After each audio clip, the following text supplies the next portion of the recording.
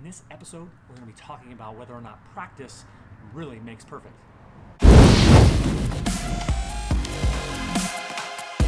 Okay guys, so it's one of those things that we hear over the years, practice makes perfect. That if we just keep on practicing, that we're all of a sudden magically going to create a perfect result. And though that is true to an extent, it does not give you the full picture. So there's a couple things with that saying that I think can hurt you ultimately. First off, perfection cannot be achieved. Right? There's always going to be room for improvement no matter what. Even when you think you've achieved your perfect goal, you'll always find something else that can be improved upon. So perfection doesn't really exist. So one of the problems with shooting for perfection is that you'll never get there. Right? So if you go out every single day and you work hard and you practice and you never make perfect, it can be seen as a loss every single day, right? It may not be, but this is for some people, right? You may see, well, I didn't achieve my perfection. You're hoping that today is going to be the day that I'm going to practice, that all my practice is going to make perfect, and yet you don't achieve it. Well, if we're constantly never achieving what we're setting out to accomplish, it's going to be difficult to stay positive, right? To not get discouraged, because it's like there's this unattainable goal. Or another way of looking at it, don't shoot for perfection, shoot for progression, okay? Progress. You see, perfection we cannot achieve, right? But progress we can achieve every single day, which means if you make progress every single day, that is a winning day, okay? So by focusing on progress as opposed to perfection gives you the opportunity to end the day in a positive note, to end the day with a win. And who doesn't like winning? Okay? And let's face it, there's going to be days where you don't make progress. So you're not going to get bored with the winning either. Sometimes you're going to lose. And that's okay, because just like in baseball, just like in sports, and just like in life, we're going to lose some battles. So it's important to remember that when you're out trying to accomplish what it is you're trying to accomplish. And in this case, we're talking about hitting, we're talking about being the best baseball player that you can be. We don't want to be a perfect baseball player, although it sounds nice. As long as you understand that you will not achieve that, there's always something to work on. Mike Trout, one of the best players in the world, if not the best, currently the best player in the world, still works on stuff. He still has to go into the cage. He still has to go to the weight room. He still has to eat good, take care of his body. It is not an end, it's not a destination. Perfection is not a destination, okay? So by focusing on progress, the process also, right? The process will lead to progress. And if you can do that every single day, then you will win every single day. Winning is going to help you stay positive, help you stay in, keep your energy high, motivated, because you are seeing the progress. You're seeing yourself moving towards whatever the goal you are shooting for. So for example, if you're shooting to make your high school team, if you're shooting to make your college team or a professional team, if that is your goal, we do not want to, depending on where you're starting, it doesn't make sense to focus on perfection, okay? Focus on the process that leads to progress, okay? So get rid of perfection, okay? And replace it with progress. Practice makes progress. That is more realistic and is ultimately, in my opinion, going to set you up for more success over a longer period of time. Because remember, this is not a sprint, okay? This is, especially baseball, man, it is not only is it a long journey over the course of years, but it's a long journey within each and every season, especially if you're in high school, once you get into college ball, if you get into pro ball, you're going to be playing over 100 plus games a year, and then ultimately big leagues, 162 games a year. You want to put yourself in that situation or in the position to be able to withstand, stay healthy, stay positive, and stay productive over that long haul. So an example of this, so for a hitter, let's just assume you're working on your hitting, okay? And so you want to increase power. Maybe you've been hitting the gym, you've been taking care of yourself, get stronger, more powerful, more explosive, but then you hit the field and you hit the batting cage, and you're just not seeing the results that you'd hoped, right? And this is, again, you run into this problem when you shoot for perfection.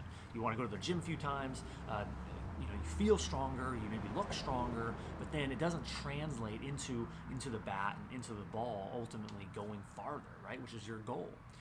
So rather than expecting that perfect result, just focus on the progress. Focus on saying, well, hey, maybe it didn't translate into my performance swinging the bat today, but I do feel stronger. I do look stronger. I am leaner. I am faster, more powerful, more explosive. And that is progress. And you just know, you have faith in the progress. If you continuously, every single day, make progress, that you will ultimately get the result that you are looking for. Okay, so it's just a simple little tweak in mindset, a tweak in thinking, and a tweak in vocabulary. Perfection is just something that people can get caught up in. Oh, I am a perfectionist. I'm as guilty as anybody. I definitely overthink things and try to make things too perfect. But in reality, best things I've ever done were not perfect. We definitely want to have high expectations for ourselves, but perfection, man, that can eat you up. It can really eat you up if you are shooting for perfection and you're just never quite getting it. It can be very discouraging. It can lead a lot of people to simply walking away or quitting. So just keep that in mind, that it's not so much the perfection as in the end goal. Again, it is part of the process. It's part of the progress that you make along the way, which is ultimately going to get you there. Once you get there, you're just going to discover another area, another thing that you can progress in. So again, I guess it kind of comes back to just changing the way you think, the way you think about your progress, the way you think about your practice.